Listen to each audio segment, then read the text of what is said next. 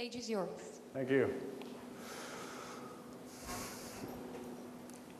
So you can't create teams that'll change the world if your teams are running amok, which is what we found to be a very common thing that happens in this world where autonomous teams are kind of considered this panacea. I come to you today from Zalando, which is based in Berlin. Zalando is a European e-commerce company. It's a public company. We have a tech team of about 2,000 people, about 24 million customers, and we ship something like 90 million orders per year. We started very small 10 years ago. It grew really, really fast. And in 2015, we made a huge change that we called radical agility. And creating Zalando, like many startups, it was really focused on just deliver, deliver, deliver. And in the process, we created a lot of technical debt. And in order to basically survive kind of these incredible tidal waves of increasing scale, we had a very structured approach to how we led teams. We basically told teams exactly what to do, and they just went and did that, and it was about as non-agile as you could get. So in 2015, we really wanted to start to scale the company. We had just gone public, and the founders had really deep aspirations around building a fashion platform. Fashion is a huge industry in Europe. It's about a 420 billion euro industry, and about 10% of that is online. And so there's this huge opportunity to actually make a massive impact and have a huge difference, from just customer convenience, but also all the way back to the supply chain. Fashion is a really old-fashioned industry. Parts of it are not super nice, and the opportunity here to make a difference in the world was enormous. And so we wanted to create a very agile organization. Our teams were already working with Scrum, but somehow there were a lot of missing ingredients, and no one felt great about how it was going to scale. And so we turned to Dan Pink, who's really quite inspirational. Who here knows who Dan Pink is? Okay, a few people, most people. So Dan Pink is this guy. He gave this very influential TED Talk some years ago now on how to motivate smart people, and then wrote it up into a book. And really, the book pulls together about 40 years of research into behavioral psychology about what really motivates people. It's a great book. I highly recommend it. And it was deeply influential on us as we figured out how do we really want to organize this rapidly growing tech team to be able to deliver everything that we were really dreaming about delivering. And there are really basically three principles that Dan Pink talks about: purpose, autonomy, and mastery. And these are almost, have transcended Dan Pink at this point. They're really common terms. Providing people with purpose and helping them understand the why behind what they're doing really unlocks how they can be creatively solving problems instead of just closing tickets and really kind of staying in their lane. Mastery is this idea that really you have to create this environment where people can always be learning. And of course, in tech, everything is changing all the time, so learning is really part of it. But creating an environment where people are both learning as part of their job, but also learning to make everything around them better is really quite key to getting people to come and stay. And then the third piece of this, autonomy, was super interesting because we're all a little bit rebellious, and we all kind of like making decisions. And kind of the summary of Dan Pink's research was that smart people need to be able to make decisions. And so we embraced autonomy as a way to really start to leverage the intelligence of our team and kind of unlock this parallelism. We were growing the team pretty fast, but we weren't actually getting a lot more done. In fact, in some cases, we were getting less done. And so both in terms of really empowering people and making it a great place to work and a great place to be, for the sake of the business, we knew that we had to kind of unlock this parallelism. And so we embarked upon this journey. We called it radical agility. It was a combination of kind of Dan Pink's ideas and a bunch of other ideas, also some big architectural changes. It was a huge kind of big bang change, and some parts of it went really well. But what we learned pretty quickly was that the autonomy part was problematic. And we've sort of seen since then that a lot of people have the same problems that we've had, and I think we were a little bit ahead of the curve on that one. And so the purpose of this talk is to really talk about what happened and what we learned and what I think are some really, really valuable lessons for how to cope with and manage autonomy, especially at scale. At the end of the day, what it felt like for us was it's like the air molecules in a balloon are all going super fast, but collectively, they're not going anywhere.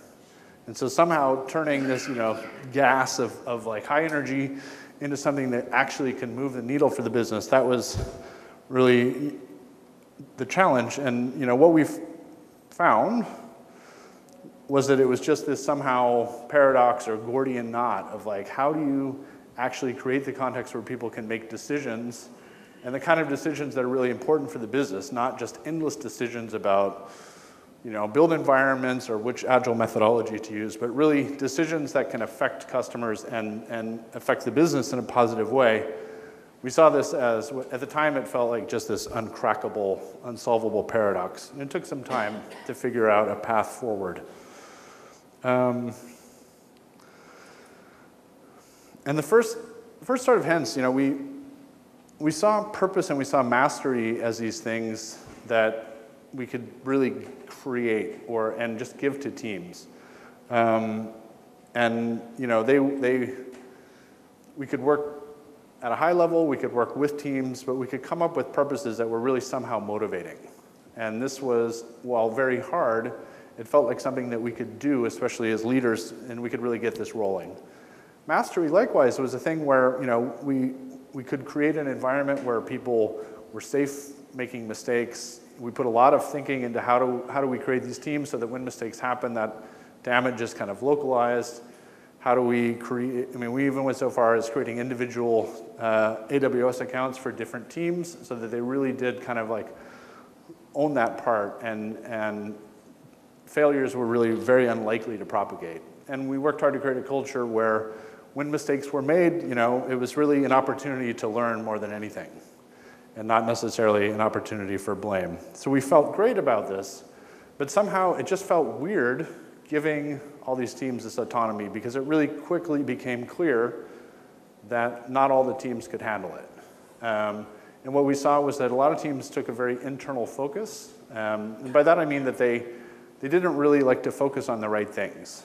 They enjoyed making the decisions, but those decisions were not necessarily working toward the business. They were like these molecules in the balloon.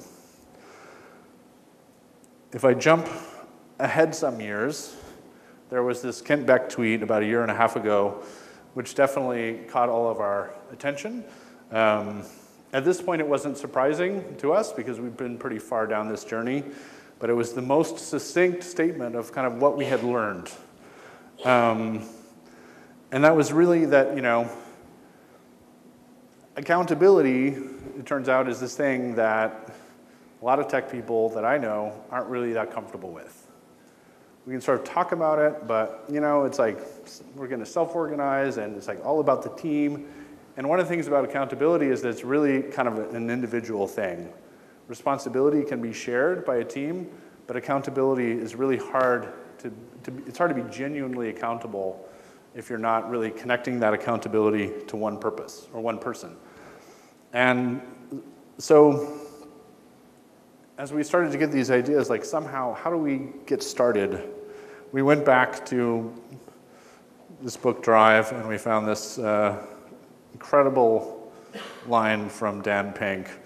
Motivation 3.0 begins with a different assumption. It presumes that people want to be accountable, and that making sure they have control over their tasks, their time, their technique, and their team is the most effective pathway to that destination.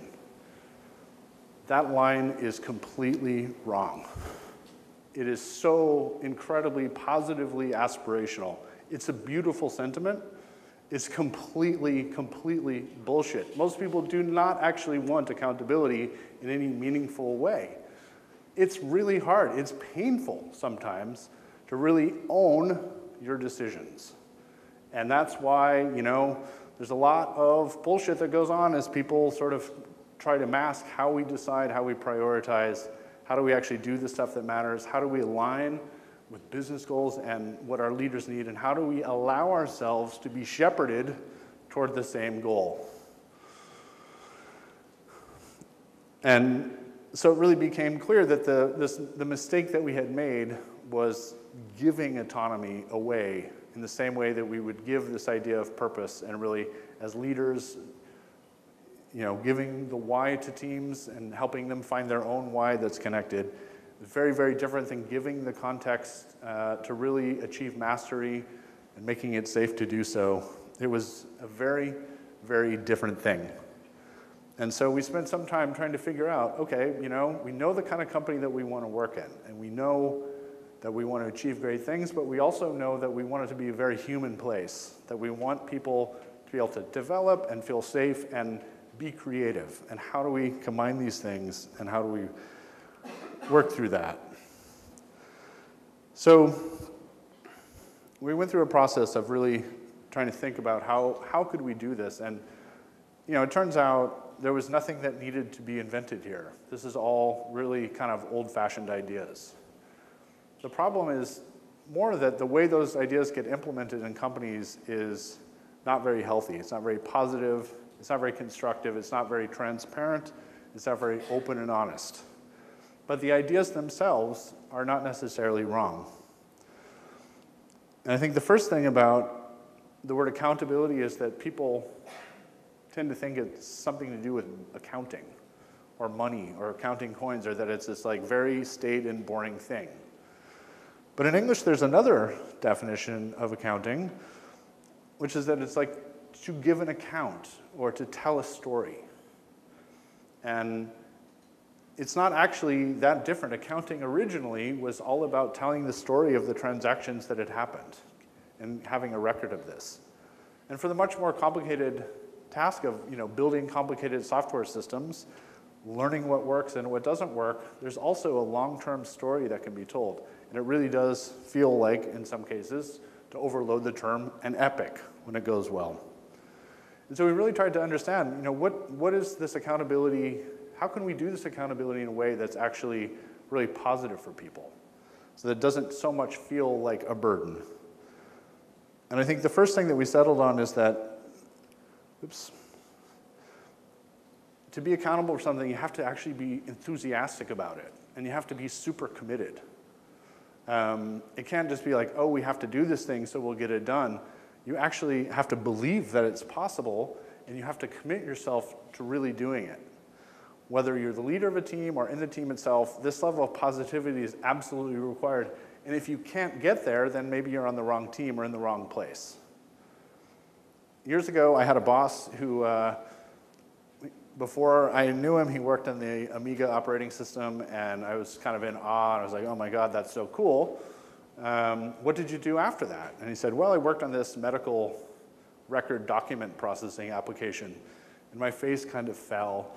And I was like, that just seems so boring. How could you go from working on the graphics infrastructure of the Amiga to this thing? And he kind of gave me this look that I'll never forget, where he's like, you haven't figured out yet that any technical problem can be made as beautiful as you want to make it. This was a real moment of maturity for me, but it's also incredibly important to spread this kind of mindset. There's a lot of things that have to be done. Not every single thing is this super sexy customer-facing thing. But if you are taking a customer focus, then everything that you do matters to someone. Whether it's making their life a little bit easier through an otherwise boring job, or preventing someone from having to do a bunch of manual work, or maybe you're making customers go, wow, that's amazing. No matter what you're doing, if you're structuring it right, it's making something better somewhere for someone. And so that enthusiasm is a necessary ingredient. I don't know why this is so stubborn.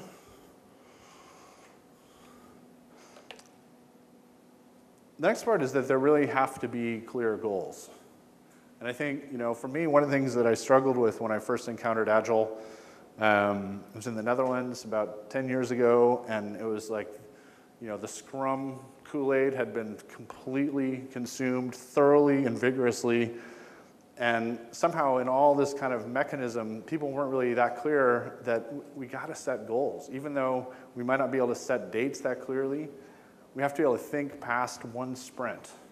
There has to be kind of a long-term plan here, and it needs to be ambitious if we're, as great as we want to believe we are. And they have to be hard, but they also have to be achievable. And people have to be honest about that. I think the third part around accountability is that there has to be transparency around this progress. That it's so easy, especially if you've ever dealt with outsourcing firms, it's hard to get people to actually genuinely be transparent about how things are going. Are we actually likely to come close to achieving our goals or not?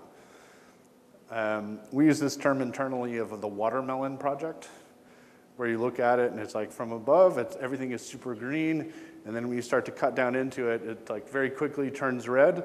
And so creating this culture of really bringing these problems to the surface and being super honest about it. And it turns out, if your culture is pretty healthy, that actually works. But that transparency is a really key component of making accountability work. And the fourth, by far hardest, most controversial thing is that there actually has to be some kind of assessment. This is the part that people initially react really negatively against. But this is how people get better, Retrospectives are the same mechanism, but this is different. This is accountability toward more senior leaders in a company. And it helps if those senior leaders have a clue. It helps if they know something about how software development works. It helps if things are basically healthy and connected. And trust me, I'm fully aware that that is a huge ask, but it is an aspiration. And that process of really saying, this is our story, this is where we are, this is what we think is going to happen, how do we do? And creating this feedback culture where people can say, well, actually I'm disappointed, or you've exceeded our expectations, or this is great, keep it up. But whatever it is, building that feedback loop is incredibly important. So that's the very short version of a very long and painful epic of how we sort of figured out how can we make autonomy work. And the way we make autonomy work is by having this accountability mechanism. But then how do we actually get there? How do we actually do this in a way that it can start to grow and start to take shape and actually kind of start to work long term? I think, when we did this big change in 2015, it was a big bang change. We did a lot of planning. Everything was, in what I might say a very German style. We had worked through the details, and we had a change management plan, and everything just executed. But it took us from like kind of one known state to a different known state. It wasn't necessarily well set up to continue to grow. And for that, we had to turn kind of in a different direction. Which is really, rather than think about, what's the change management here, how do we actually make a change, it's really about how do we get to something like eventual awesome. How do we create a system that will start to feed back on itself to make things better?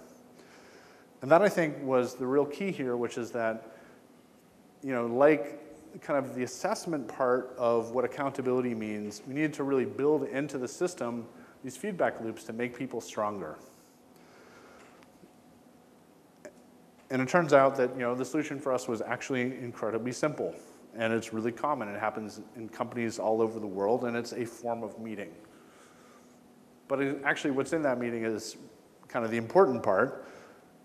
We think of it as a ritual, and it is this ritual that puts energy into this feedback loop, and it's really all about review and taking periodic checkpoints to tell the story, to show the enthusiasm, to be transparent, and to actually get feedback.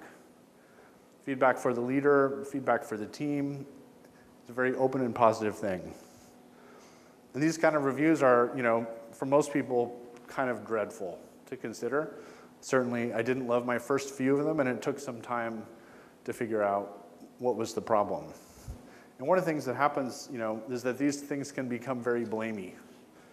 And there can be a lot of reasons why you couldn't actually achieve what you were hoping to achieve. Or sometimes people really focus on like the nitty-gritty details, even like correcting the grammar of some kind of narrative telling this story.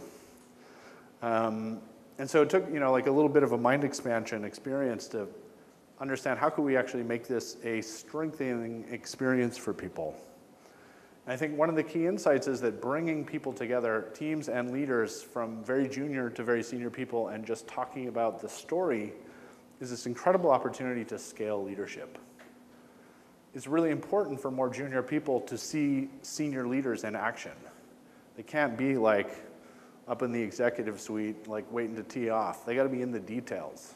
They have to actually be people who can make decisions or help make decisions or challenge assumptions or ask hard questions. And I think one of the things that we saw that's maybe a whole nother talk is that kind of blaminess is very often a symptom of a bigger problem, which is also deeply connected to Agile, which is that you can't really expect people to get great stuff done if you can't structure an organization in a way that they can really have end-to-end ownership over things. That is a very long, separate conversation, but important and maybe some food for thought. And really the key outcome of this is that when you get all this stuff kind of right and people really actually crave this sort of attention and feedback and support and honesty, sometimes good or bad, then the autonomy becomes like a reward. As you get good at this, you become more trusted. As you become more trusted, you can make more decisions, and those decisions are just easier. And that's where the autonomy comes from. So I think, there's really 3 key points.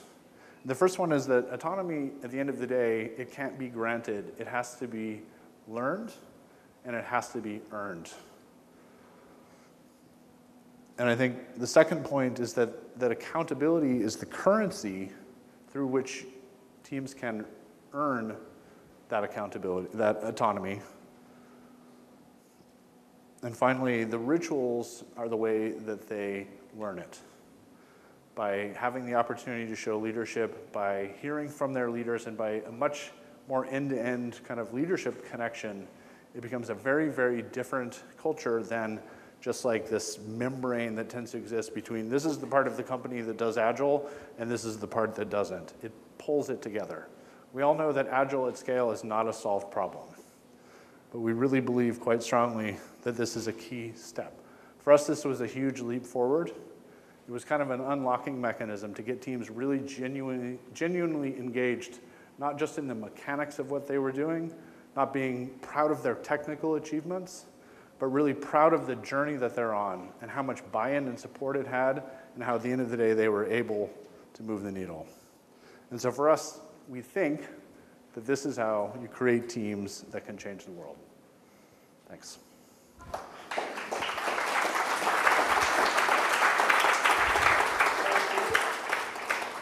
Thank you, Eric. Questions?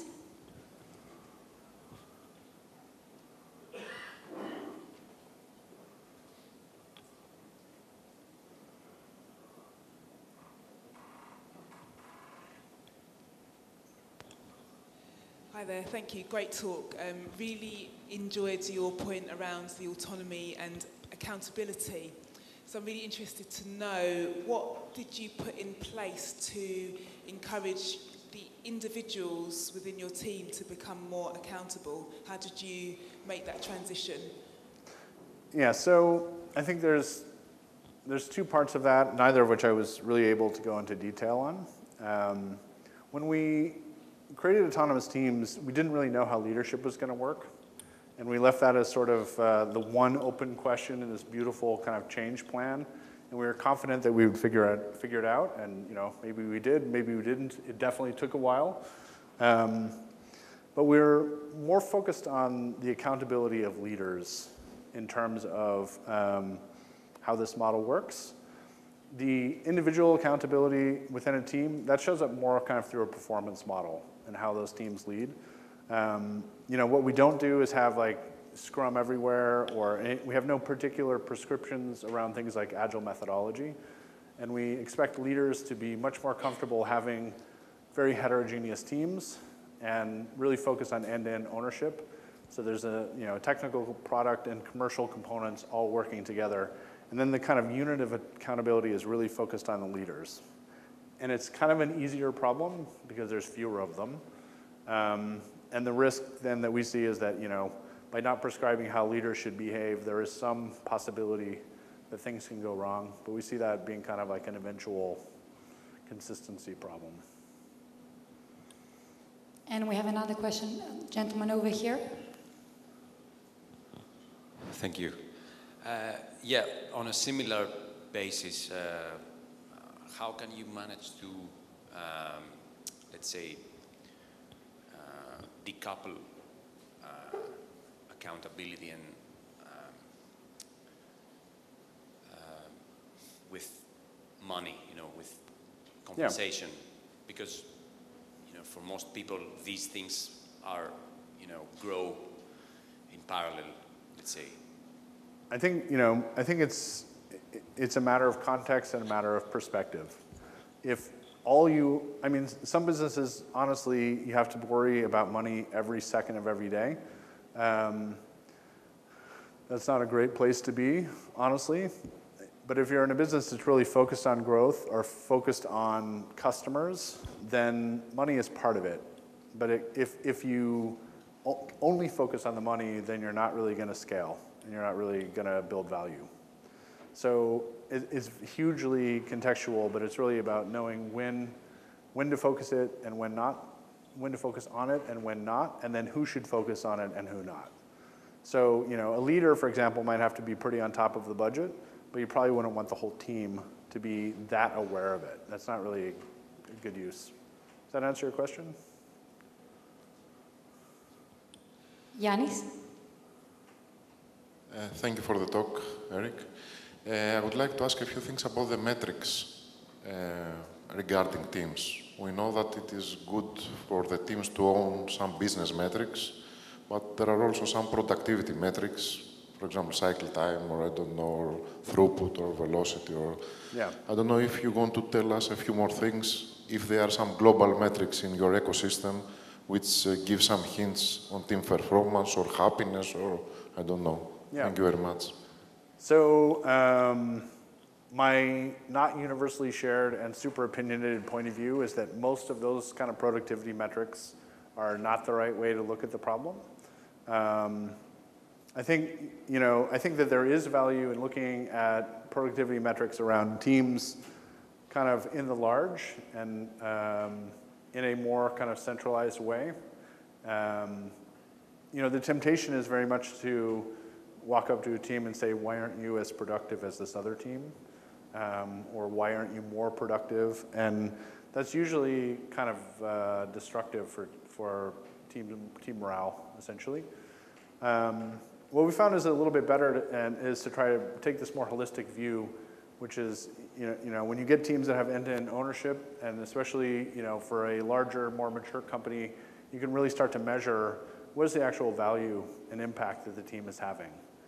And then you start to look at it, is this a good return on investment overall for this product? And then an accountable person for the product then can look at, well, okay, what options do I have here? Maybe we need to optimize our AWS spend, or maybe we need the team to somehow, generate value faster. But I think, in general, it's a more healthy way to grow a culture, to have the kind of feedback loops related to mastery around people helping each other get better, and then really focusing on trying to remove things that, essentially excuses that anyone in the company, but including software engineers, have for being able to get their job done. And that usually involves some degree of decentralization. Thank you. And last question over here. Obviously,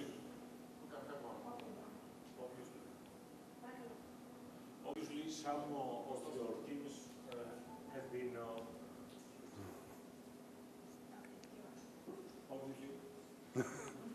obviously some of your teams didn't perform very, very well, and some of your leaders failed. How did you handle failures with your leaderships? Because you said before that every team was using different agile methodologies. Yeah. So I will try to understand how did you handle the failures and what kind of measures did you take to improve this? Yeah, I think, I mean, for us, to some degree of approximation, failures are fine, as long as you're learning from it, and ideally sharing those learnings with other teams. And so it's good to have kind of mechanisms to do that. There's a kind of an apocryphal story about Jack Welch, the former CEO of GE, who, supposedly gave someone, ownership of some big division, and the first year they lost 100 million or something, and he went to the company Christmas party and kind of avoided Jack Welch through the night, and finally Jack apparently cornered him and said, why are you avoiding me? And he said, well, I assumed you were going to fire me. We just lost $100 million. And supposedly Welch said, why would I fire you? I just invested 100 million in your education. Which is, that's like, I mean, basically everybody makes mistakes. Successful companies make 6 right decisions out of 10. And so, creating a culture where a mistake once is okay, the same mistake again and again and again, kind of not okay. And then it becomes a performance management question, which is obviously the fun part of management. But that's kind of our approach. The secret there is to fail fast and fail cheap. Yeah. Okay, thank you again for the talk. Your speech reminds me of a great book, which is The 5 Dysfunctions of a Team. In this book, accountability has to do with building a trust first, in an underground layer, let's say. Do you think that in terms of individuals and teams, these are connected? Have you seen it? Is it accountability is about building trust at first place? 100% yes. The earning part of earn and learn autonomy is actually earning trust. The trust is a byproduct of basically consistently, being accountable and succeeding. You can't help but to start to trust people, especially if they have all these other properties. Thank you, Eric. A big round of applause for Eric.